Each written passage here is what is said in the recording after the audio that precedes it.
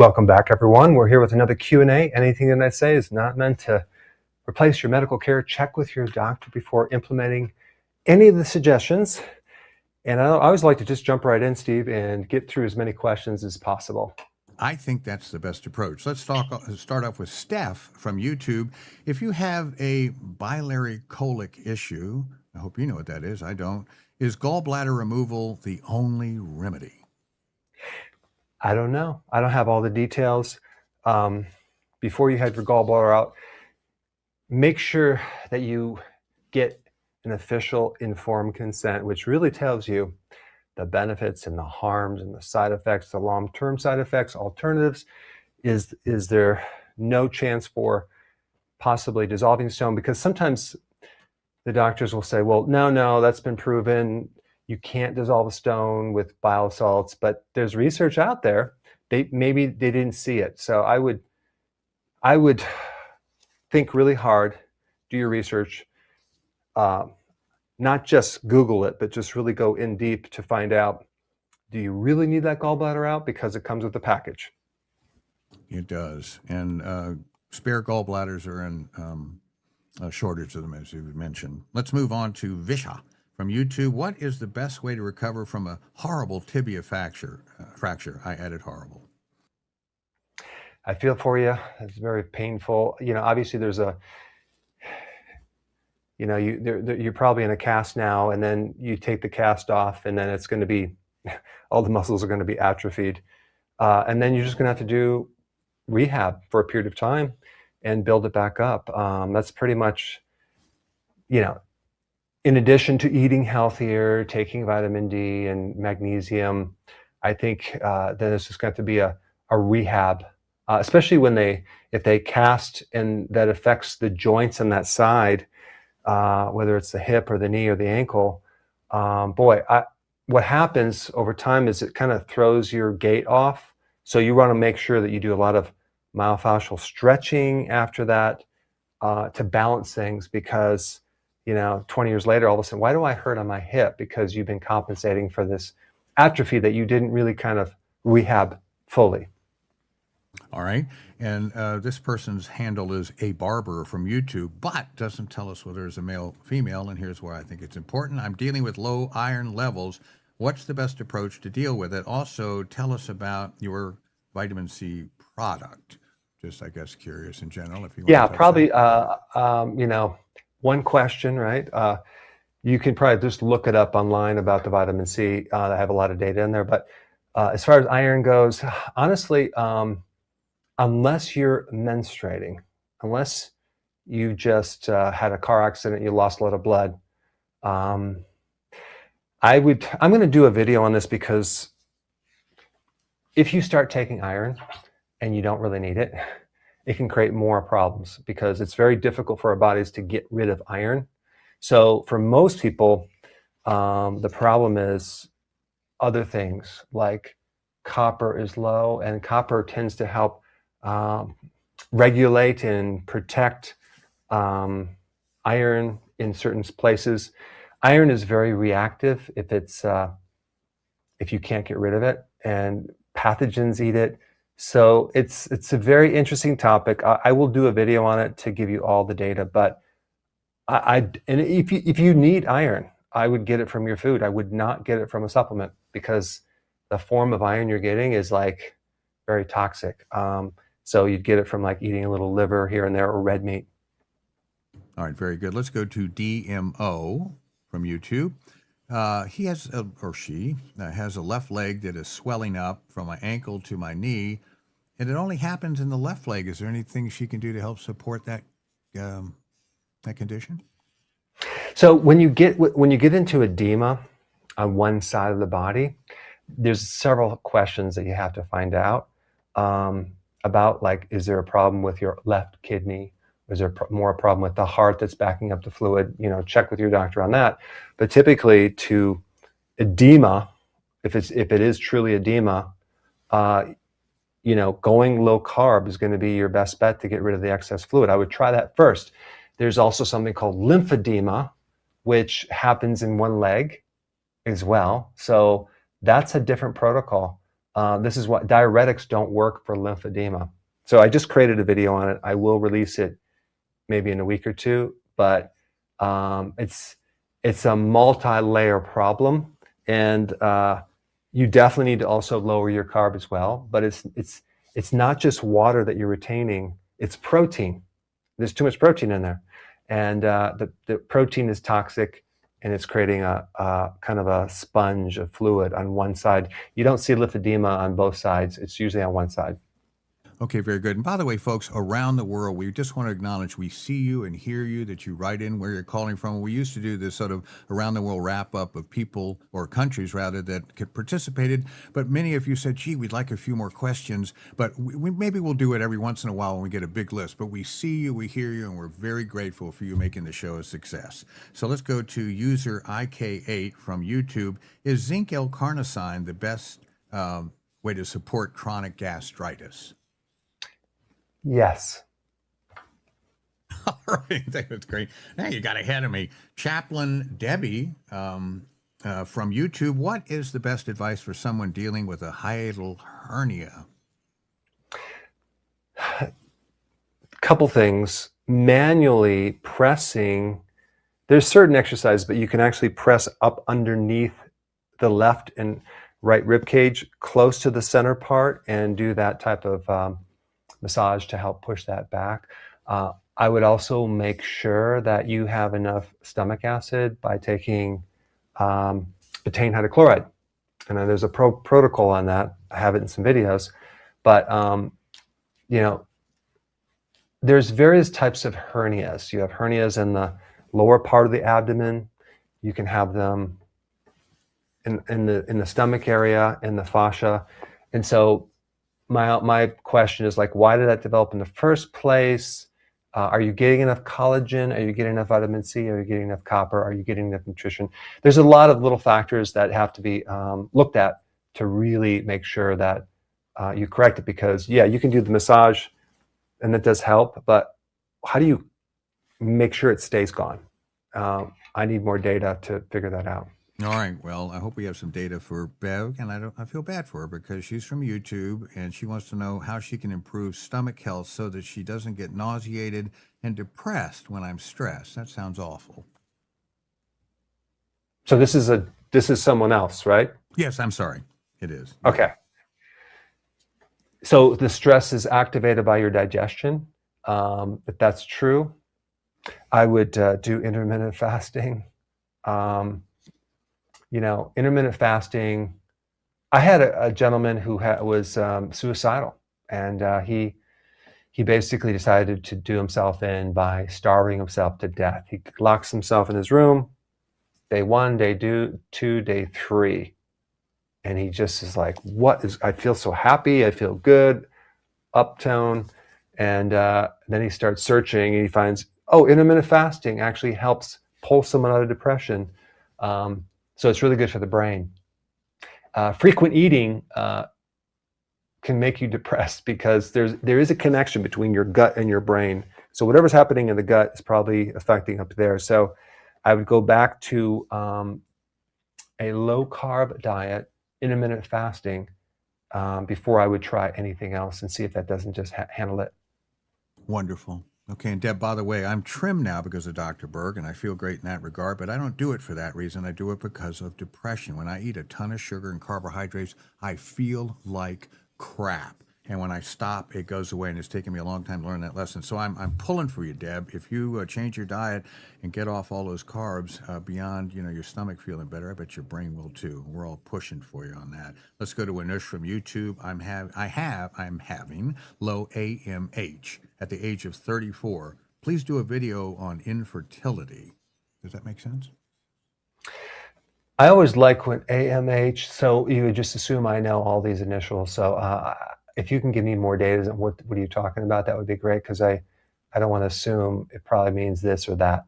Okay, very good. Terry, if you do a little research, if you can, that'd be great. In the meantime, let's move on to user IK8 from YouTube. Is zinc, I think I already asked you that, forgive me. In It for Love from Rumble. Is it possible to reverse the horrible diverticulitis? I hope so. If you catch it in time, I don't know what stage you are at. People always say, "Can you get rid of chronic illness?" It depends on where what you're doing and how bad it is. We don't know. But diverticulitis, itis, inflammation of the diverticuli. That's the lower. There's certain things in your digestive system that are inflamed. So in which case, I bet you anything it's related to food. I don't know what you're eating, but I would definitely, probably for you, any inflammation in the gut will respond very well to the carnivore diet. I would do that if I were you. And all of that glutamate from the meats that you're eating will actually, that alone will help heal the gut. And then, as far as the icing on the cake, I would add some zinc carnosine that also will help if there's any type of ulcers or irritation down in the lower digestive system. All right, very good. And by the way, the former question, AMH, if this helps, anti-mullerian hormone. Ever heard of such a thing? I have, but I don't know a lot about it, so I couldn't give you a good answer. All right, very good. Well, good luck with that. Let's move over to Emma from YouTube. I get palpitations, but only after eating food. Any idea on palpitations from food? Yeah, there's especially related to the gallbladder, there's an interesting association between some congested gallbladder and I don't know if it's because the nerves cross over or how close it is to the liver and then the heart, but there's definitely this crossover where people get palpitations with having problems with the gallbladder. In which case, you want to take TUDCA. That's a good remedy, and that just may open up the bile ducts to allow you to not have that irritation on the heart. In fact, you should do a cross-reference on palpitations and TUDCA. I bet you're going to find some research on that because I remember looking at that, but I can't tell you how extensive. All right, very good. Let's go to Moana. Excuse me if I butchered your name, from YouTube. After my gallbladder was removed, I get bloating after eating or drinking anything. What can I do to support this condition? I'm about to release a very comprehensive video on every possible complication and the remedy that you should be doing with the protocol for post gallbladder removal. They put it into this, now it's become a disease. It's something to the effect, I'm paraphrasing, it's post gallbladder removal syndrome or something like that. And it's a whole syndrome now. But what do you do about it, So I have a video coming out that goes into the whole thing. You should stay tuned for that. I should release it pretty soon. But because completely unnecessary to suffer, and unfortunately, the docs don't really have time to kind of evaluate and give you what you need because they're not really trained in anything alternative in that area. So it's a completely omitted area that I think a lot of people will like the video that I release. Okay, very good. Let's go to our first guest of the day, a wonderful gentleman named Anthony. And Anthony, I'm going to cut on your audio. And there he is with one question for you, Dr. Berg. Go ahead, Anthony. Thank you for your heart for healing, Dr. Berg. My question to you is, I've seen a video of you talking about if you ever got diagnosed with cancer, that you would immediately do a 14-day prolonged fast. And I've also seen a video of you talking about how autophagy causes tumor cells to grow. So how do you determine when prolonged fasting is beneficial versus when it might pose a risk? Excellent question, because both of those, they conflict. And it's like we have another confusion. Okay, so the nature, the character of a cancer cell is it's living on the edge. It's very, very sick. And what it's doing, it's on purpose, it's shutting the door to your mitochondria so it can then hijack a lot of your resources. So it'll start taking not just your fuel, but also taking things to build up its membrane. So fasting is the ultimate middle finger to the cancer cell because it basically shuts off all resources, starving the cancer. Now, there is some data that shows that well, then the cancer is going to go after your autophagy, which is then recycling the old tissue. I wouldn't even worry about that. That's a very minor point. The damage of the fasting to that cancer cell is devastating. And so this is why, like, you'll do the fasting, you'll get on this diet that I recommend, and then you rotate it back and forth, do more fasting. And you confuse the heck out of that cancer cell to the point where it just shrivels up. But and meanwhile, you're actually doing things to strengthen your own immune system. So it's a good point. I would just go with the fasting. It's the most important thing, and I wouldn't worry about that autophagy. But it's just another mechanism they'll try to get fuel, but it's not enough to get them to survive because they're living on the edge. Thank you. Sure. Thanks for a good question. I didn't gather from you, or maybe I wasn't listening, Anthony. But if you're suffering for that, we're all pulling for you. I hope hope everything works out for you or your loved one or whoever's involved. Let's go to Eric from Rumble. What is the best time of day to take supplements? Which one should be taken together with other supplements, and which one should be taken separately? I think that's a good question. I'll give you some quick things, just because I have a whole video on that, and it's longer because we can talk about it. But there's fat soluble supplements, vitamin A, E, D, K1, K2. Most of the phytonutrients are fat soluble, like curcumin, for example. So you would want to take those with food because they're fat soluble. Now, do you have to? No. Will you get the full absorption? Probably not. But that's why some of the supplements that are out there come with their own fat. So that means you can take them any time of the day, whenever it's convenient. I take most of my supplements in the morning. There's other supplements that are specifically for digestion, so you take them right before you eat. There's supplements specifically for after you eat, like the bile salts. There's certain supplements that help you sleep, like magnesium glycinate. You take that an hour before bed. But for most people, including myself, you have to take a lot more magnesium. So I like to spread it out. Take some in the morning, maybe a little later, and then before bed to get enough magnesium, at least until you get kind of saturated with it. So it really, honestly, I think the best time to take supplements is when it's most convenient and you remember. I have one of those vitamin pill boxes. And so for the whole week, I just set it up so I could just take what I need. But to be able to remember, like taking, oh my gosh, I got to take my vitamin. It's too many chances of getting off track. So keep it simple. Take most of it in the morning, and Bob's your uncle. All right, very good. Let's go to Queeky Star from Rumble. Are all carbs bad? She's probably talking about, like, chocolate cake with white icing, my favorite. What are some healthy carbs in your opinion? Really good question. Absolutely not all carbs is bad. If you just take a look at, I don't know, like let's pretend I have a little grain of corn, okay? And you soak that corn, or you eat corn on the cob. The glycemic index, the spike of blood sugar is 51. But if you take corn in this form, like in maltodextrin, this is over 100. So the more you process the carbohydrate, the more it can spike your blood sugar.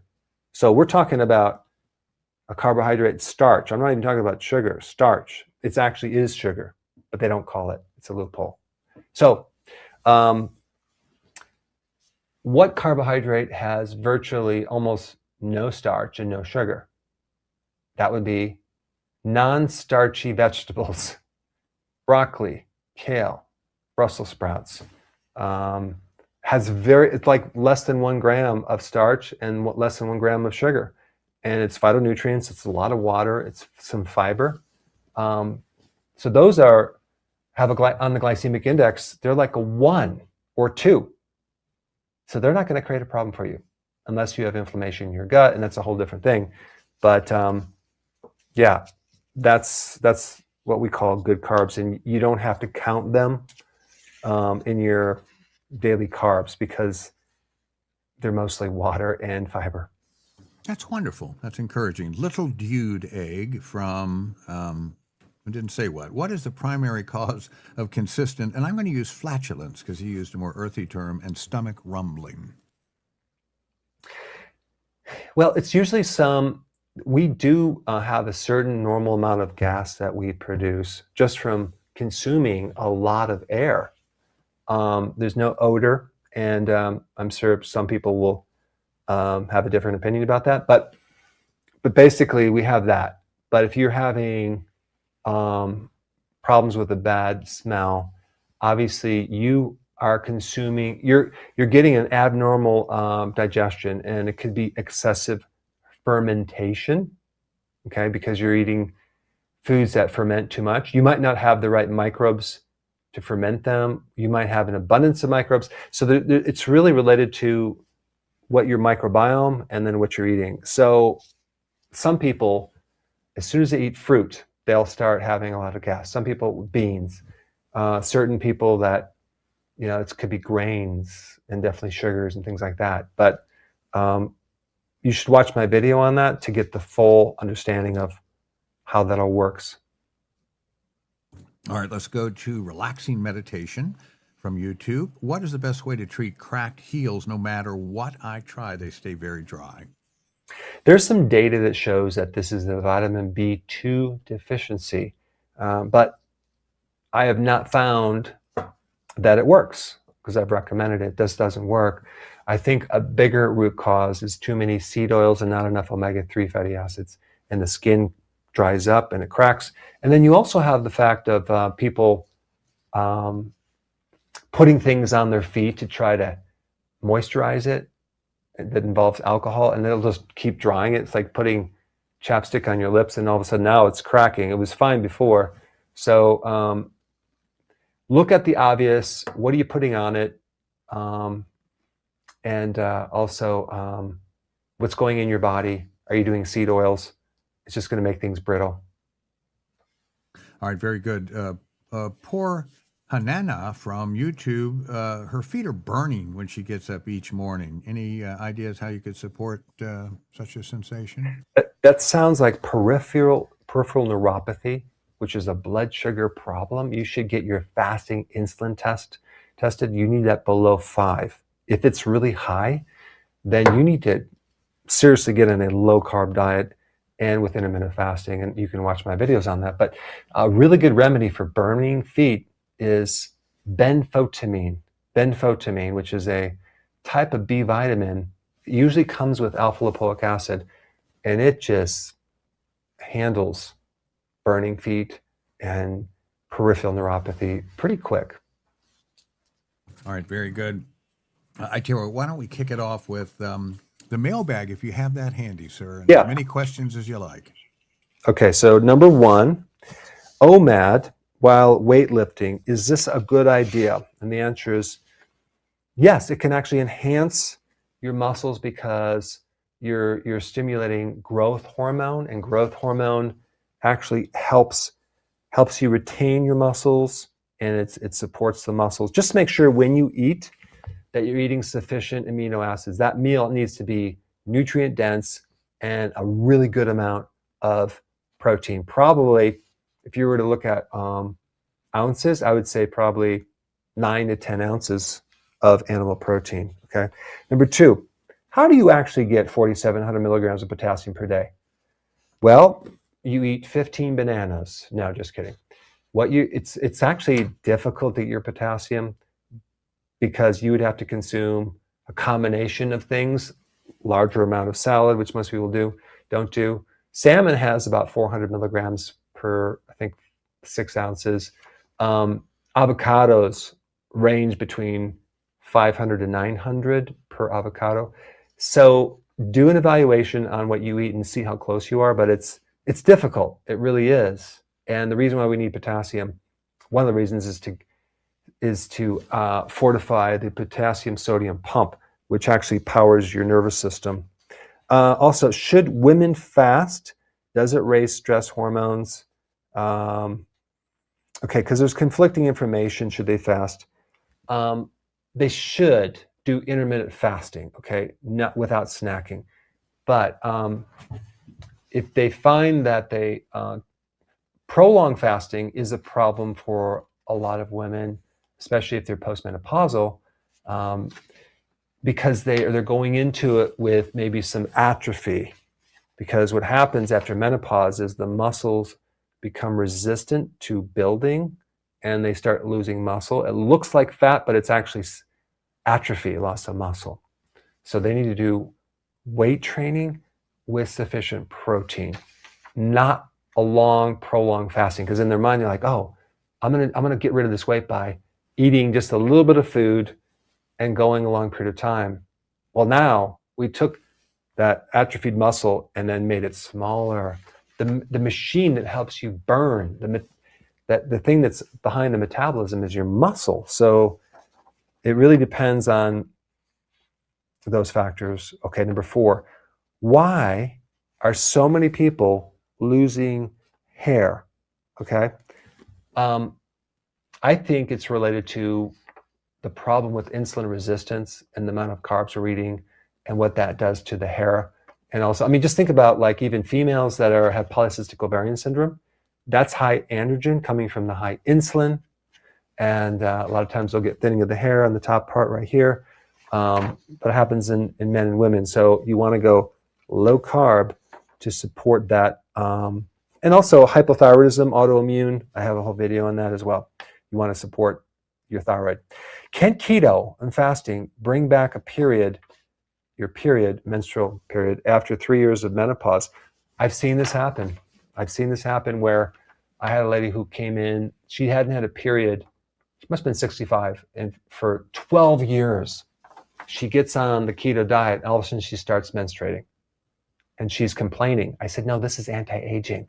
And she bought it, and so she was happy. But it is actually supporting your hormones, because you're putting your body in a state where it has less inflammation, more fertility. So not that you want to get your period back, but I think it's a good thing. Okay, 6, how do you get enough calories on OMAD, 1 meal a day, while you're working out? And why did I lose 15 pounds when I only want to lose 5? Well, first of all, when you do OMAD, 1 meal a day, you're going to dump a lot of water. So that weight you lost was water weight. So you're not going to keep losing 15 pounds, okay?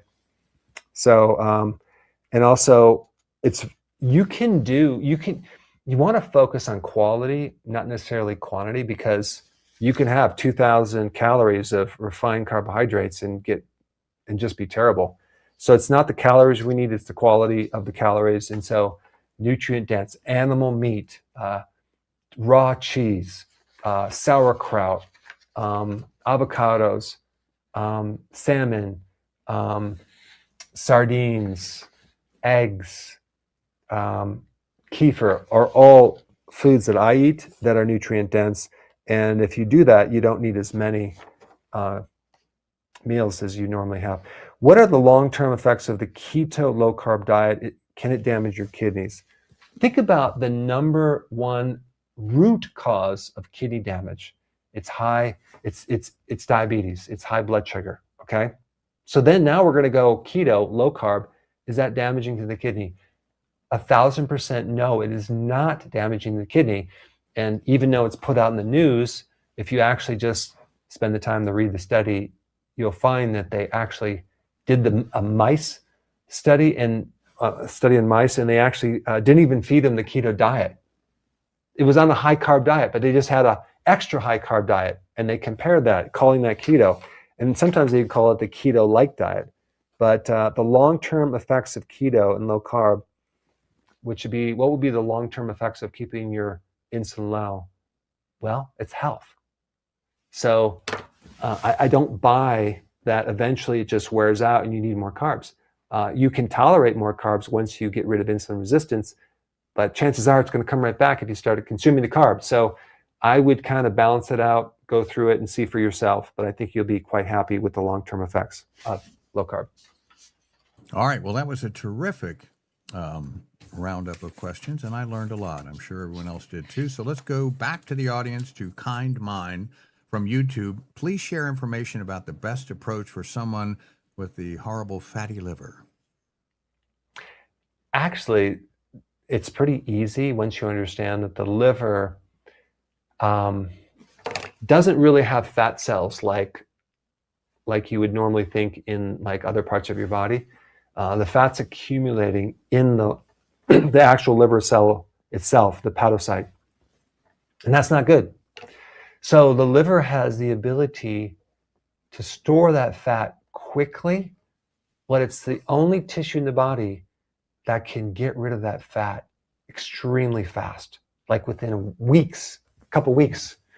You can literally reduce the amount of fat in your liver dramatically within weeks. How? By making sure that you don't consume too much carb spill off into the liver. So just cut your carbs, go low carb, do intermittent fasting, and take choline. Choline prevents the fatty liver. And that's what I would do if I were you. Very good. Well, let's see what we should do for Schumann from YouTube. Speaking of carbs, how can we keep a low carb diet if we're vegetarian? It's more difficult because you're going to have to be very creative, and maybe you're going to have to do tofu. Maybe you're going to have to do walnuts and other types of nuts. But you know, you can do it, but what I would do is try to convince you to be, did you say vegetarian or vegan? Vegetarian. Oh, okay. Well, then we can do eggs. So I would try to get your consume more eggs, and then we're good, because a vegan is more difficult, and then you have to take certain nutrients, and you could do it, but it's hard and it's complex. And I do have a video on this, but there's a lot of people that are vegans that have started to switch over to have more animal protein, and wow, do they dramatically get better health-wise. So anyway, that's my 2 cents. There is a remedy. Okay, let's go to our final guest of the day, and a nice lady named Fur. She's from, as I recall, Toronto. And let me bring her up here. And Fur, go ahead with your one question for Dr. Berg, please. Good morning, Dr. Berg. Thank you for having me again on your show. If you don't mind, I just read from my tablet, so that's quicker. Based on your videos on epigenetics, can natural protocols completely reverse chronic gallstones if the root cause is a generational genetic mutation linked to a spinal complication? I get better result when I took your gallbladder formula, but then through other tests, I find out that there are this chronic issue masking an unrelated problem in the surrounding area. I just wonder why this mutation happens, and how, because I know that their spinal neurology is really involved, and I don't know how to deal with that. Yeah, a good question. I don't know. I can't make any claims that you can reverse it because I don't have all the details. However, let's just take a look at what happens. What a gallstone. I would go back to what a gallstone really is. It's a super saturated cholesterol stone, usually. Okay, there's other forms, and this means that your liver obviously is somehow not producing enough actual bile salts to be able to keep that cholesterol stone in a condition where it's not saturated. Okay. Now, she mentioned a genetic factor. Usually that's called a polymorphism, and some people are more prone to that. So doesn't mean you have to have gallstones. It just means that epigenetically, the lifestyle factors you have to work hard to keep that stone from solidifying. So let's talk about TUDCA, which is bear bile. Why do bears never get gallstones? That's the question. In fact, I should probably do a video on that. A bear produces like 50 to 70% TUDCA, which is a type of bile salt, which is different than other bile salts, because we only produce like 1 to 4%, if you're lucky. So that specific bile salt protects you against hibernation. So if that bear has to hibernate for months and it can't eat, can't drink, can't defecate, there's a tremendous amount of fat burning. There's a tremendous amount of metabolic processes going on with a lot of collateral damage. Guess what? TUDCA is there to protect that entire process, to keep everything from stones from forming. So TUDCA keeps the bile ducts clean. It keeps the bile flowing, keeps the stone from forming. And so TUDCA, I would probably take 2 on an empty stomach in the morning, 2 on an empty stomach in the afternoon on an empty stomach as well. I think I just said that twice. So that's what I would do if I were you. Just and I have videos on other foods that you can eat to keep the bile being produced, keep the liver healthy. Choline is important as well. So that's just my mini seminar for you. That's wonderful. Well, Fur, thanks for sharing your interesting condition. We hope that you find some relief. And stay tuned with us. Don't log off, Fur, because we want you to hear the rest of what the audience has to say. Let's go to Sazi from YouTube. My mother is 71. Can I feed her red meat and liver? She is 5 feet and weighs about 94 pounds, a little tiny thing. She do well on liver? She can keep it down? Well, if she was at least 5'5", I would say yes, but no, it's totally fine. I think absolutely fine. As a female goes past menopause, you would think you would need to restrict red meat and eat less. No. You don't want to do that. For some women, you want to increase more. But I would highly recommend to counter what's called age-related muscle loss, which is sarcopenia, by adding sufficient amount of protein. In addition to that, more movement, more exercise would be very important with that. So no, I don't buy the well, you're too fragile. Eat some pea protein and stay in your lounge chair. No. You want to have like real protein, especially at that age. All right, very good. Let's go to Luyu, 85. He's not 85. That's part of his handle from YouTube. I wear blue light blocking glasses to help with my migraines, but I'm concerned that I might be missing out on some benefit of the full sunlight. That's an interesting question. So I'm guessing some bright sunlight affects your migraine. And what's really behind a migraine, if you really want to know, it's migraine sufferers have something very unique. They have a situation where they don't produce as much ATP in the brain. Like the energy production is less on top of an already high demand situation in the brain of needing the energy. So we have a deficit of energy. Now you would think if you have low energy in the brain that you would just have like fatigue and want to take a nap. No. What happens with the neurons is they become hyper excited and more sensitive to light, sounds, seeing auras and things like that. In which case, there's quite a few things you can do to support headaches. A lot of the drugs that are out for migraines, and I said headaches, but I meant migraines. A lot of the drugs that are out, what they do is they help to desensitize that hyper excitability. But there's a great alternative. It's called butterbur herb.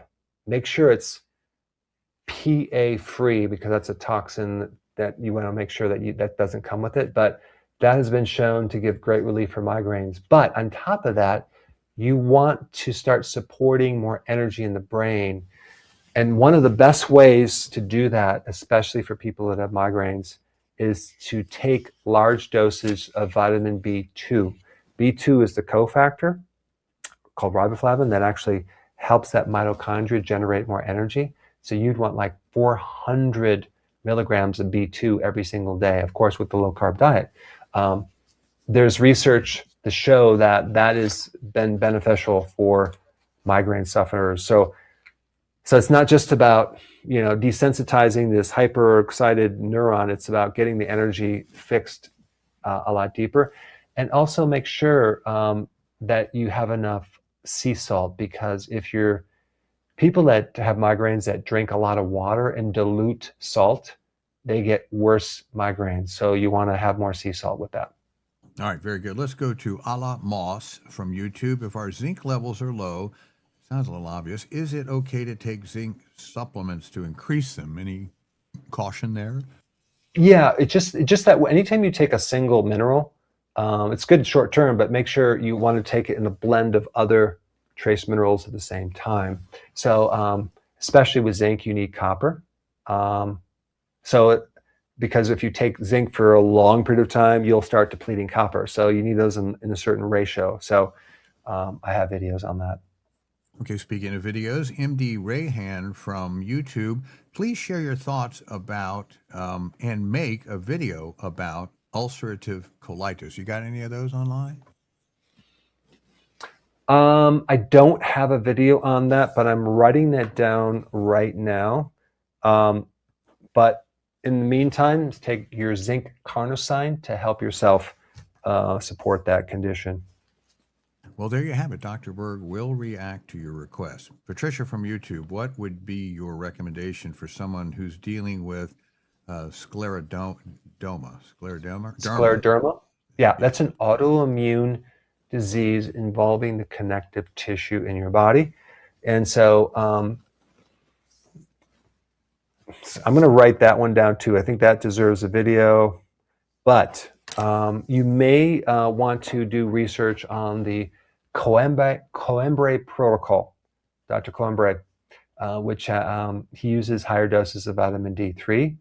And there's doctors that you can find that's been trained by him to monitor you, to make sure that you do it correctly, because what he's found, if you have enough vitamin D, it can actually help calm down the nervous system. The big damage with autoimmune is this hyper-inflammatory process. It's actually your own immune system attacking itself, creating this massive inflammatory condition. Vitamin D is not necessarily an immune booster. It's it actually goes into the immune system and it prevents a war. It's good for cytokine storm. It calms down an overreactive immune system, especially for autoimmune and allergies. So that's why higher doses of vitamin D3 could possibly help you. And selenium as well, because that's also been shown to help autoimmune. All right, Nell, let's go to Nell from YouTube, and I'm interested in this too. We are told to take magnesium an hour before bed, but the label says take it with a meal. I know we're not supposed to eat 2 to 3 hours before bed, so what's your take on that, Doc? Yeah, it's bad information. You don't need to take magnesium with meals. No, don't worry about that. I don't know why they put it on there, but no, if you an hour before bed, take your magnesium. But magnesium, yes, it does calm you down. It does help you sleep, but you can take it in the morning too, and it won't make you tired, because magnesium actually helps you make ATP, and it actually takes a lot of energy to get you into sleep. And so you'll find you don't go to sleep just because you're fatigued. You go to sleep because you have enough energy to go through the circadian wave to push you into these deep delta waves that require magnesium, actually. That's interesting. And again, is it glycinate, or are there other types that you could take? The gold standard for magnesium absorption is the glycinate version, but there are other versions, like let's say you have atrial fibrillation or some heart problem, magnesium taurate would be fine. And there's other ones for different types of problems, like if you have constipation, magnesium citrate. I don't recommend taking the oxide because you'll get diarrhea from that, and that's not the best way to handle constipation, is to get diarrhea because you lose your electrolytes. That's bad. PMAT, with a follow-up from YouTube, how can we be sure that supplements don't interfere or reduce the nutrients we get from real food? That's sort of interesting. Okay, so typically real food does not deplete you of nutrients, except like phytic acid does. That's in the grains that basically block certain minerals and things like that. But and raw egg whites, okay, block biotin. So there are a couple things that are related to that. But generally speaking, whole foods you don't have to worry about it. It's the refined foods that deplete you of nutrients. Like this, take this industrial starch, which is an average person consumes 200 pounds of industrial starch in the form of the bread, pasta, cereal, crackers, biscuits, waffles, pancakes, muffins, things like that. This stuff will just deplete the heck out of your mitochondria with B1. It just pulls the B1 out. It pulls vitamin C out, pulls calcium out, and especially magnesium. Other than that, it's perfectly fine. All right, let's go to Bomac 23 from Rumble. How does a woman reduce PMS, cramping, headaches, and heavy blood flow? So I have video on this you should watch, and there's a protocol, but I'll give you a couple little tips. Vitamin B6 can help a heavy period. Magnesium, more magnesium can help the cramping. Calcium, I think it's called gluconate, can also help the menstrual cycle from a different angle because of what it does for estrogen.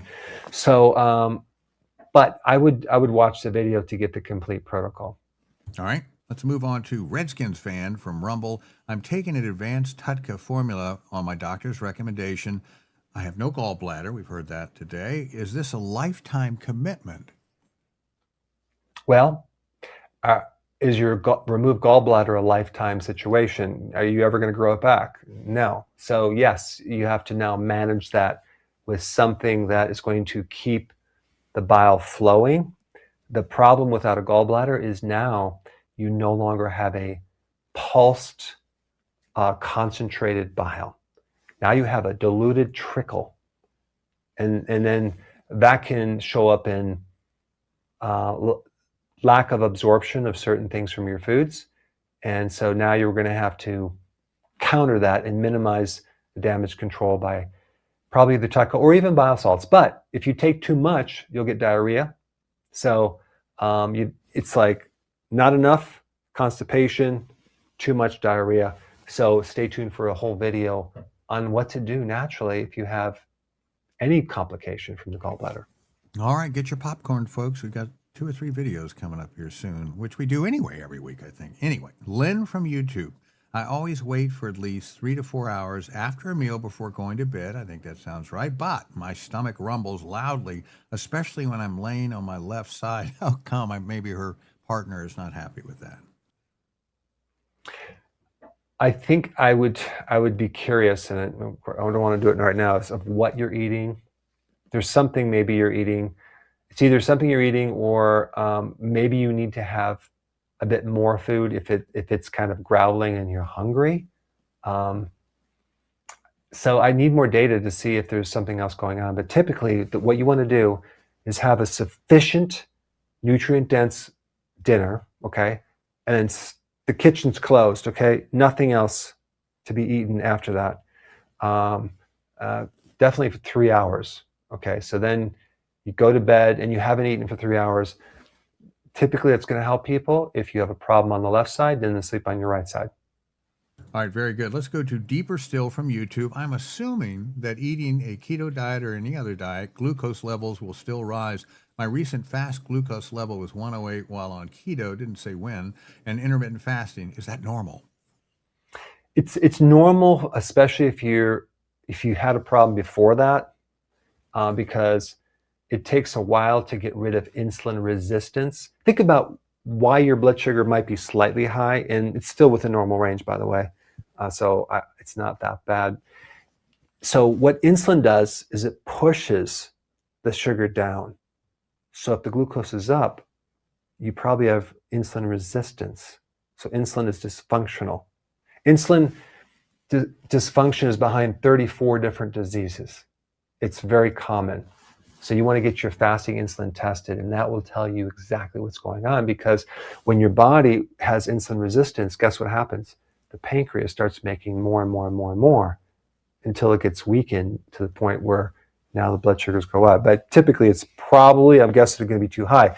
But when you go on keto, now you're correcting this. You're correcting insulin resistance, especially if you do intermittent fasting. So you just got to give it more time. But sometimes it takes months or even a year or more before you can really bring that thing down. In the process, I think the best thing for people to do to counter this blood sugar thing is to build up more muscle, because that's a sink that can hold more blood sugar problems for you, and also go for a walk after meals. But the difference between normal sugar and a diabetic is only 1 teaspoon. So we're not talking about, if you have like 102, we're dealing with probably a teaspoon and an eighth of sugar. It's not that much. Boy, what a delicate balance that is. Boop 65 from Rumble. What can help shrink a kidney stone that's too big to pass? Boop, that's awful. Yeah, I think if I were in your place, I would be downing 1,200 milligrams of magnesium.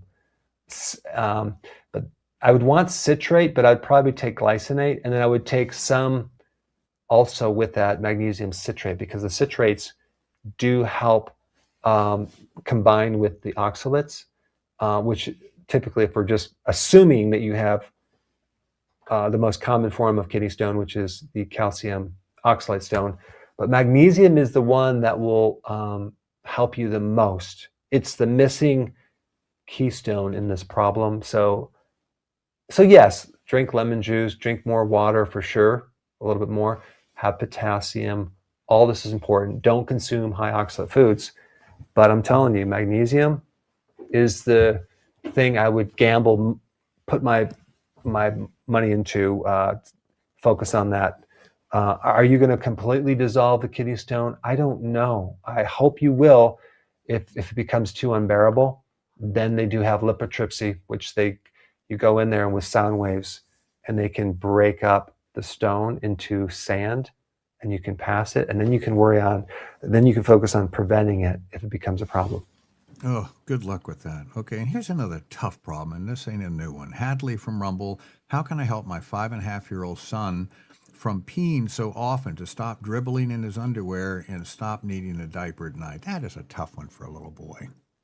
Usually when kids they wet their bed or they have urination problems, there's a certain hormone that hasn't really developed yet, vasopressin, which is working with the kidney, and also, so they don't have enough of it, and so it will increase over time. But then in an adult, that kind of goes away, or actually an older adult, that goes away. So then they end up having urination problems as well. I think the best thing to do is keep your carbs lower, because the urination, a lot of urination problems, especially at night, wet your bed, whatever, all of that can be improved with going on low carb. So I would cut down the carbs, especially since if we're talking about even adult, you're going to, with a high carb diet, you're going to retain a lot of fluid in the lower legs. And as soon as you lay flat, a few hours later, it's kind of all that fluid's coming back to the heart and has to come out. And then here you are urinating frequently. So probably I should do a complete video on this. I'm making a note. All right, they're piling up. As I recall, that's 4 today. Lily from YouTube, can OMAD help reduce my visceral fat level? It's currently at 19. I didn't know you could measure it. Yes. All right, good. Go for it. Let's hear from JF from this time Rumble. Thank you, Rumble. Rumble's growing like crazy. Got a lot of folks on there watching the show. Will your hair growth supplements help reduce an enlarged prostate? Does that make sense? Yeah, I don't know. They're not meant to reduce a prostate, even though they do inhibit that 5-alpha reductase. But for prostate, I think your best bet would be to lower inflammation in the body by going on low carb, and also reducing estrogenic effects, which can come from too much milk, soy, endocrine disruptors, plastics, chemicals. Endocrine disruptors are like pesticides, insecticides, herbicides. So eating really clean, cruciferous vegetables do help regulate estrogen a bit, the bad stuff, and it helps the liver dismantle that, and you can get a concentrated cruciferous in something called DIM, which can help that. So, yeah, I would look at those factors, and yeah, that would be my answer. All right. Well, let me ask you a question, Dr. Berg. Rumor has it that you have a new book. Do you want to talk about that? Yeah, I have a new book that is, you can pre-buy it. It's I think we're a week away from it now. Right now, it's coming out. It's called Change Your Environments. I basically applied everything in that book, but it's a typical person is trying to stick to a program. And what I realized, it's impossible, because we are living in environments with an S that are rigged for addictions. Cell phone, from the dopamine rush, food addictions, everywhere you go, everything is so convenient.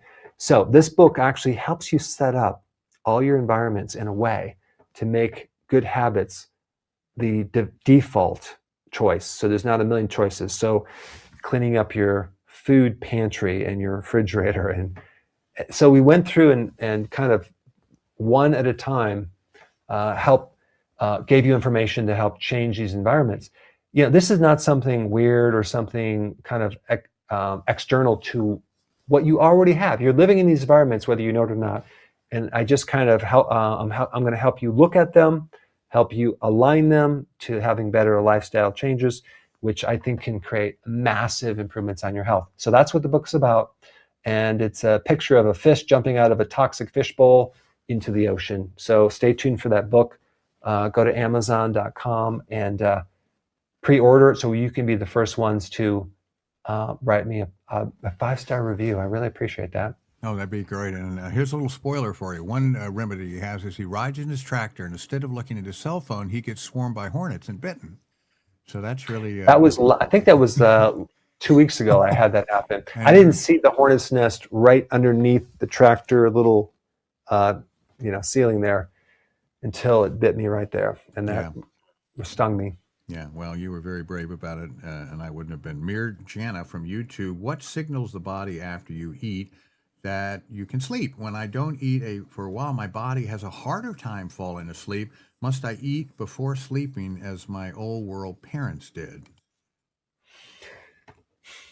I would like you to go to sleep without having just eaten like 3 hours, because some people it might help them sleep, but then it doesn't help them sleep deeply.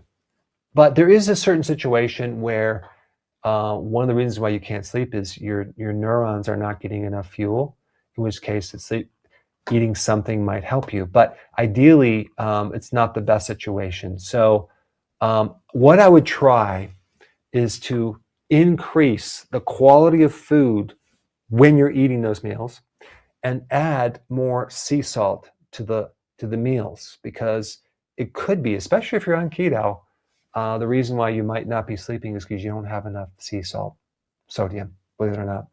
All right, very good. Well, we have, it looks like, at least 4 videos coming up. A new book is all exciting. Anything else for the audience before we slip away from? Well, tomorrow I'm going to be speaking at the Joel Salatin's Polyface Farm summit, and might be short notice, but I'd love to see you in person. But it's going to be in Virginia. Maybe we'll put a link down below. But yeah, I'm driving there because it's only 2.5 hours away, and I can actually speak there tomorrow, which is Friday. That's why we're having this today. But hope to see you there, and have a wonderful weekend. We will see you next week.